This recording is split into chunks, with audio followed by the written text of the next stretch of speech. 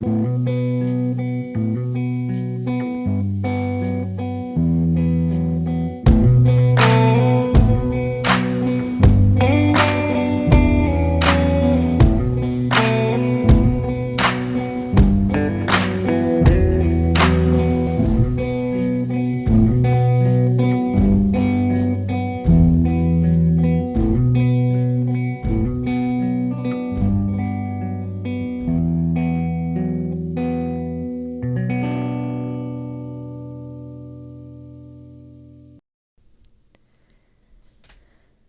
sunrise strikes a bright and golden hue across the tops of dark blue clouds, shrouding the others in mist below the line. It's a view you can't believe you're seeing, a view you can't believe you're experiencing, and a view that you will never take for granted. Mountaineering in the early 1900s was vastly different than what we experience today.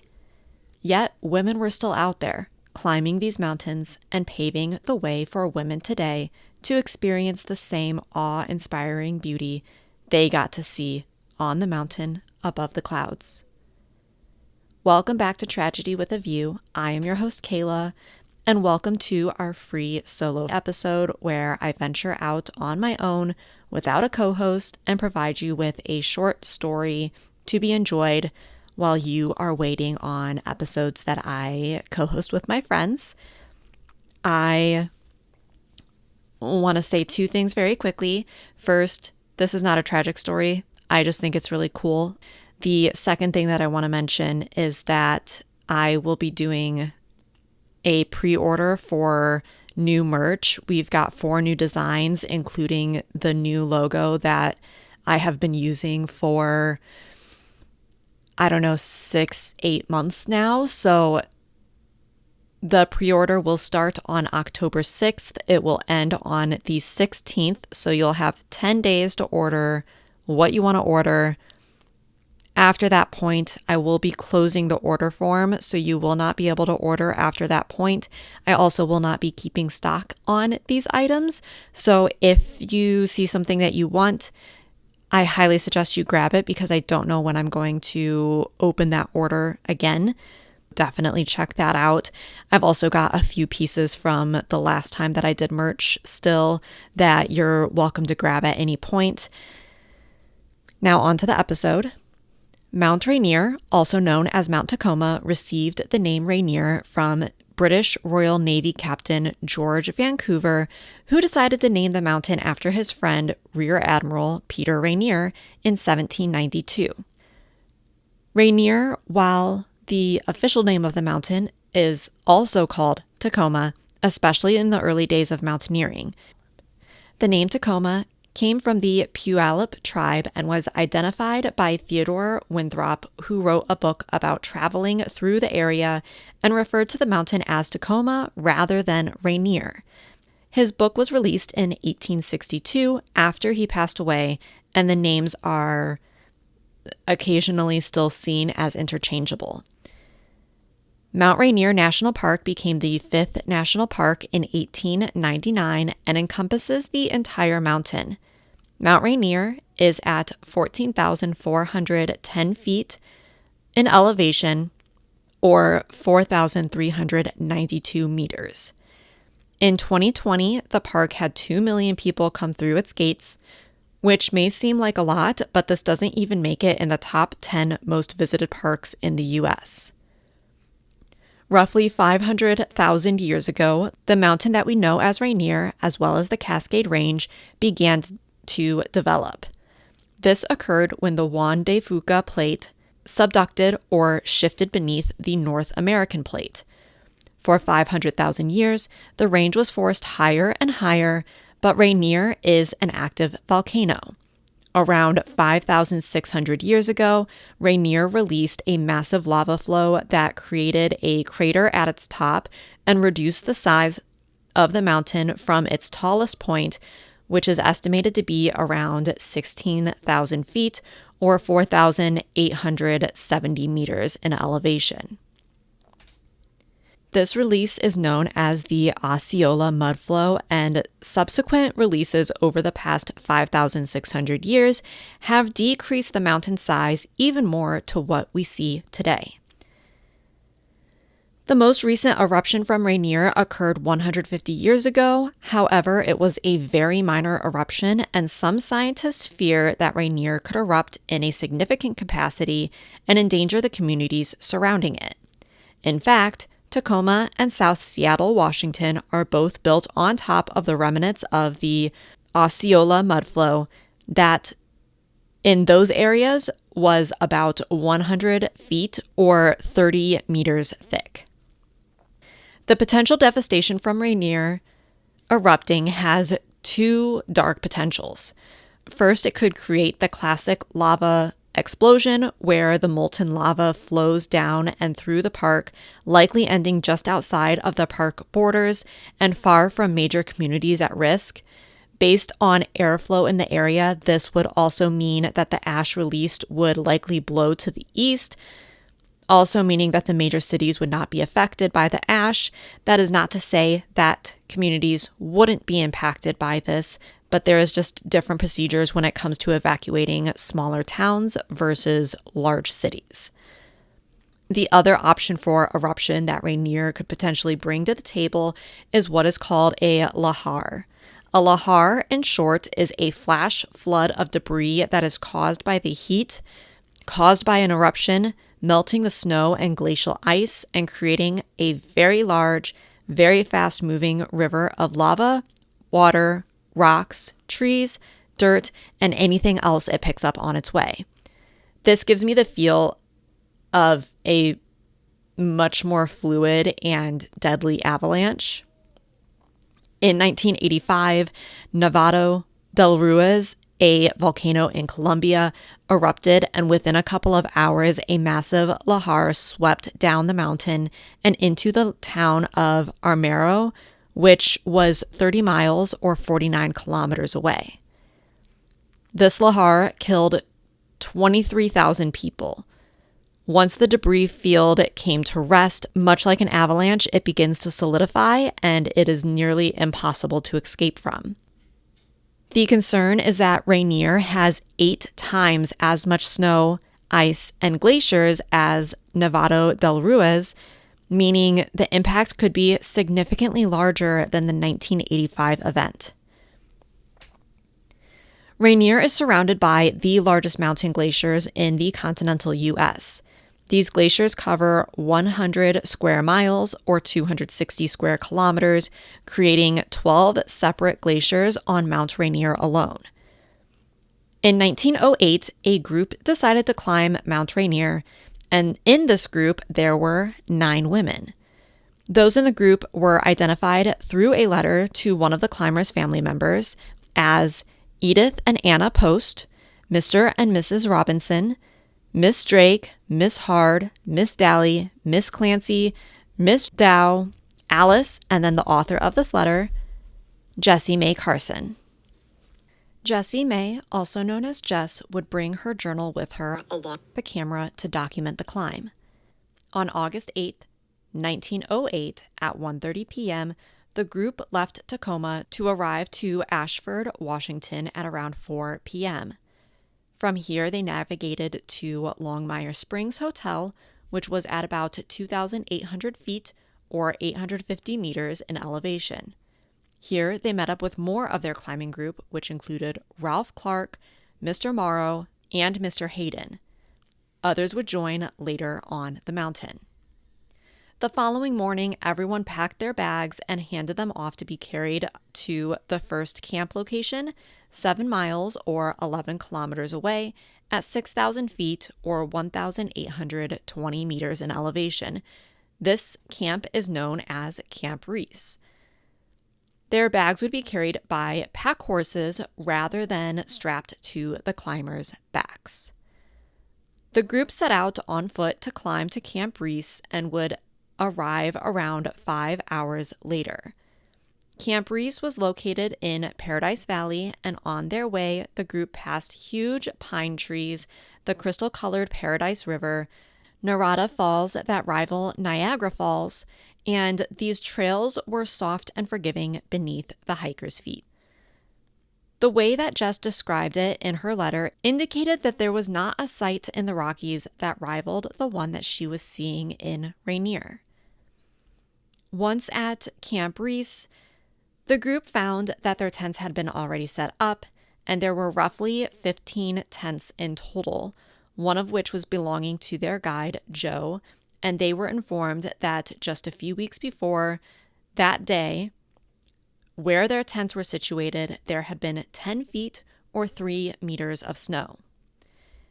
It was also here that Jess began to realize how poorly fitting her shoes were. They were just a little bit too big, and they were rubbing her heels raw and causing painful blisters to develop. Not only this, but on the first day, Jess was already complaining about her legs hurting from climbing. That evening, Jess, Alice, Miss Dale, Miss Hard, and Mr. Wilson all walked down to the YMCA camp that was located nearby, as some people that they knew would be there. It was there that some of the group decided to climb to Alta Vista, which is a plateau near 7,000 feet or 2,130 meters in elevation. The trail was littered in rocks that the group had to climb over, and by the time they started this hike, it was already dark out. So they were led by the clear night sky full of stars and a half moon that shined their way. From the top, they could see both Mount St. Helens and Mount Adams illuminated by the moonlight, and on their way back down, Jess, Alice, and Mr. Wilson got tired of climbing, so when they got to the top of a snowfield that led down to the YMCA camp, they sat down on their butts and slid down to camp. Once at camp, they sat around a roaring fire with about 40 other people. But the night would go quickly, and more difficult and challenging days laid ahead. Their plan was to follow their guide, Joe Stamfler's advice, and climb Pinnacle Peak first to see if climbing Rainier was truly something they could handle. Pinnacle Peak is at 8,000 feet or 2,438 meters of elevation. And to get to the peak, you have to cross snowfields and hug the side of a mountain before climbing a vertical shaft of ice and rock for about 350 feet or 107 meters. And if you fall in the wrong direction from the top, there is nothing to break your fall until you reach the bottom, about 1,000 feet or 305 meters beneath you. It took the group the entire day to climb Pinnacle Peak, but they all made it and felt that it was a lot of fun, especially on their return as they slid down the snowfields without much care for possible crevasses opening while they were over them. The following day, they decided to take a rest day and just recoup and refocus on what they were about to do. And Jess was relieved for this, as her boots were, of course, still painfully rubbing her heels. At 1 a.m. on August 12th, which would be their 5th day, their guide, Joe, woke everyone up with a hot pot of coffee with the intention of setting off for the summit at 2:30 in the morning. Joe, being a pro at this, got everyone going and moving at this, what I think is an ungodly hour. Every 15 minutes or so, the group would stop and just take a moment or two before they would start climbing again. At about 6:40 a.m., the group reached the next camp, known as Camp Muir, at 8,000 feet or 2,430 meters. And it was on their way there that Jess witnessed the most amazing sunrise that she had ever seen. It seemed as if dark blue mist was surrounding them as the stars began to wink out overhead. And as they climbed, the mist turned into a sheet of clouds beneath them as they climbed higher than these clouds. As the sun shined brilliantly all around them, only the peaks of the tallest mountains could be seen poking out of the dark blue sea of clouds that they had just been engulfed in. The sunrise highlighted the peaks of these mountains and left the entire group in awe of not only what they were doing, but also the beauty in which they were standing on. Once they arrived at Camp Muir, though, questions about continuing began to be voiced. Some felt the ice fields were long and daunting, and over breakfast, they discussed who would continue and who was going to wait at Camp Muir to rejoin the group on the descent. In the end, everyone set out from Camp Muir at 7:15 a.m. and started their ascent up a rock formation called the Elevator. They followed these rocks until they reached Gibraltar Rock at about 10 a.m. Gibraltar Rock is a rock formation that is about 12,000 feet or 3,650 meters in elevation, and during this time of day, it is very dangerous because the sun melts the snow around it, allowing the rocks to loosen and fall down the mountainside. Gibraltar Rock is also known as Gib Ledges, and it is classified as a grade 2, which in mountaineering means that the routes are not technical, but you will be exposed to knife edge ridges, potentially vast weather changes, and high altitude elevation. Joe, their guide, took the time to explain to them what to expect and how dangerous this section could be. He explained that in the last 10 guides that he led, not a single group made it through the area without one of the members getting hit by falling rocks and injured to some degree. But continue on, they did. The path was extremely narrow, as in some sections the trail was barely wide enough for a person's feet, and the protruding rocks forced them to cling and crouch and lean to maneuver around them. When Jess looked down at one point, she realized that there was nothing stopping her from hitting Nisqually Glacier that was 2,500 feet or 762 meters below. This glacier extends all the way down to Longmire's camp. In addition to this, as they went, the trail deteriorated and became severely slanted and covered with small, loose rocks. This trail, as it wound around the rock, inclined enough to lead them to the top of Gibraltar Rock. This part of the path was big enough that it took them 2 hours to make it nearly the entire way. But then, as one final assault, there was an ice wall that they would have to climb up in order to get to the top of this landmark. Down the ice wall hung 2 ropes. In order to climb this ice wall that stood nearly 300 feet or 92 meters tall, the guide would be the first one to go up and explain the process as he went.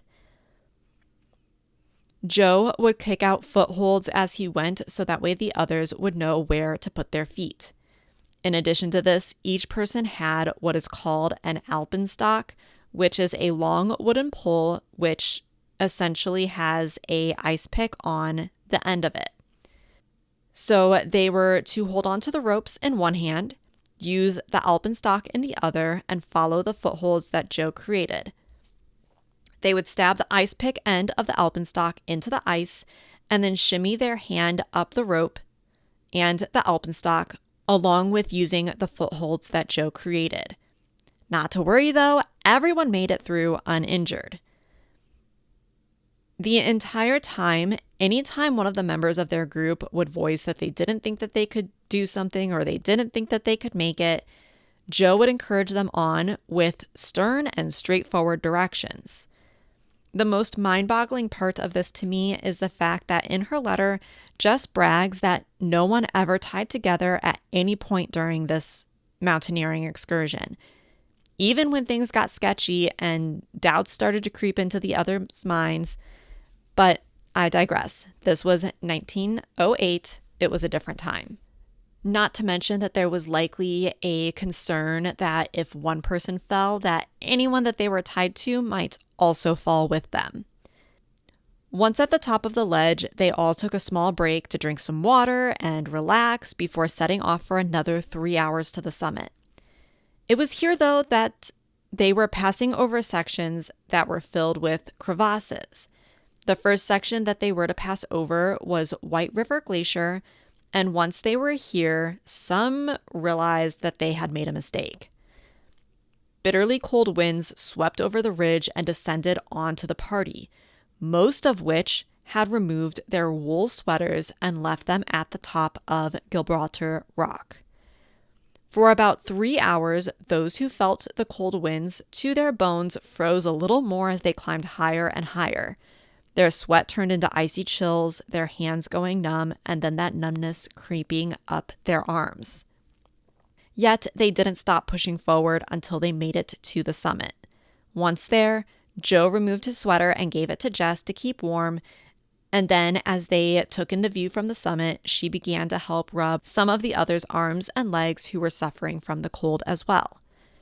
Here, Jess and Alice signed the register that was kept at the summit, and they officially became the first women to climb Mount Rainier in a single day. Faye Fuller was the first woman to climb Mount Rainier in 1887, and Jess, like Faye, climbed to the summit in a skirt.